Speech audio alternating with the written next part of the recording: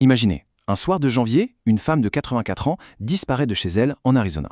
Mais attention, ce n'est pas une disparition ordinaire. C'est un vrai mystère qui mêle technologie de pointe, des appels publics absolument déchirants et une course contre la montre qui fait froid dans le dos. C'est la question au cœur de tout. Comment est-ce possible? Comment une femme, âgée et fragile, a-t-elle pu être arrachée de sa propre maison, en pleine nuit, sans laisser la moindre trace? Enfin, en apparence. Les faits sont là et ils sont glaçants. On parle de Nancy Guthrie, la mère de la très célèbre présentatrice Savannah Guthrie. Et dès le départ, les autorités ne tournent pas autour du pot. Pour elle, c'est un enlèvement violent et c'est prémédité. Pour y voir plus clair dans cette affaire hyper complexe, on va suivre le fil des enquêteurs. On part de la nuit de la disparition, on examine les indices sur place, puis on plonge dans la piste numérique laissée par les ravisseurs. Après ça, on verra la demande de rançon, qui est très particulière, et l'appel poignant de la famille. Et à la fin, on se posera sur les questions qui, aujourd'hui encore, restent en suspens. Tout commence par une soirée en famille, on ne peut plus normal. Personne, absolument personne, ne pouvait imaginer que cette soirée allait basculer dans un véritable cauchemar. Regardez cette chronologie. Elle montre bien à quelle vitesse tout a dérapé. À 21h48, elle est tranquillement chez elle, en sécurité. Le lendemain matin, c'est l'alerte générale. La fenêtre de temps pour l'enlèvement est incroyablement serrée, ce qui suggère bien sûr une opération très bien préparée. Et là, il y a une urgence absolue. Nancy n'est pas juste une personne âgée, sa santé est fragile. Elle dépend de médicaments pour son cœur. Chaque heure qui passe sans son traitement est critique. Pour les enquêteurs, ce n'est plus une enquête, c'est une véritable course contre la montre qui démarre. Alors, retournons sur les lieux du crime. La maison de Nancy, elle, n'est pas restée silencieuse. Les preuves qu'on y a trouvées racontent une histoire absolument terrifiante. Chaque indice est une pièce du puzzle. Les fractions, la caméra arrachée, ça montre qu'ils avaient tout prévu. Mais c'est le sang, dont l'ADN confirme qu'il s'agit bien de celui de Nancy, qui fait tout basculer. On passe d'une disparition inquiétante à un enlèvement d'une violence inouïe. Et le fait que sa voiture et son téléphone soient toujours là, eh bien ça ne laisse aucune place au doute. Elle n'est pas partie volontairement. Cette déclaration officielle vient mettre des mots sur ce que les preuves criaient déjà. Très vite, on oublie la thèse de la fugue ou de l'accident. Non, dès les premières heures, l'enquête s'oriente vers un acte criminel et un acte violent. C'est là que toute l'enquête prend une tournure digne de notre époque. Parce que même les criminels les plus méticuleux, aujourd'hui laissent derrière eux une traînée de fantômes numériques. Une piste invisible, certes, mais bien réelle pour les experts. Ces données numériques, c'est comme une boîte noire. On peut reconstituer la nuit du drame, minute par minute. 1h47 du matin, la caméra est coupée. Les ravisseurs veulent être invisibles. Puis, un mouvement est détecté dans la maison.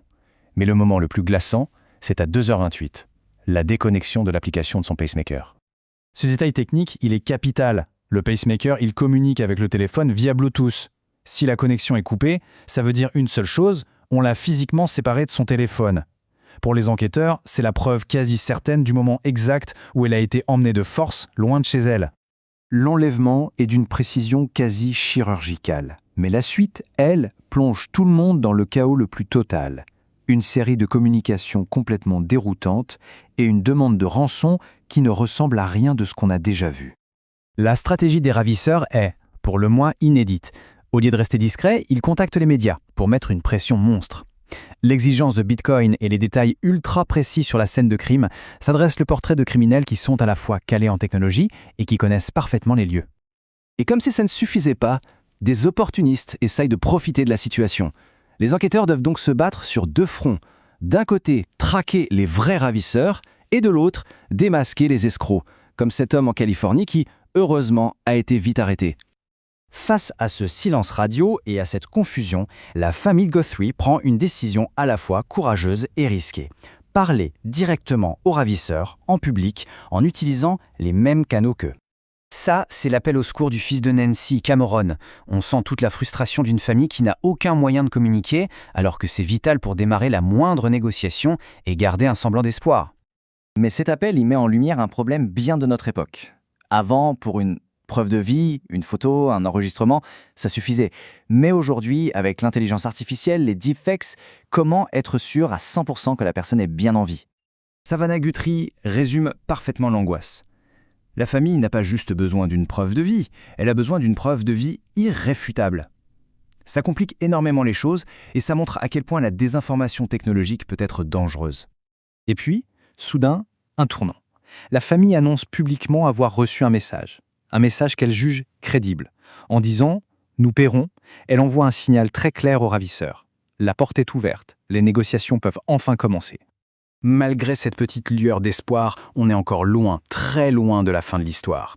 Des moyens absolument colossaux sont déployés, mais de nombreuses questions essentielles restent sans réponse. Ce qui est fascinant, c'est de comparer. Une vieille affaire de 1982 a été résolue 30 ans plus tard grâce à un vieil échantillon d'ADN. Aujourd'hui, les enquêteurs ont une panoplie d'outils en temps réel. L'ADN, les données du pacemaker, l'analyse des transactions crypto. Et pourtant, malgré ce bond technologique gigantesque, retrouver une personne enlevée reste un défi immense. Pour tenter de délier les langues, le FBI offre une récompense de 50 000 $. Ça montre bien la gravité de l'affaire et la détermination des autorités à ne négliger aucune piste, même la plus infime. Et c'est la question finale qui reste en suspens. Les enquêteurs ont un arsenal technologique que leurs prédécesseurs n'auraient même pas osé rêver.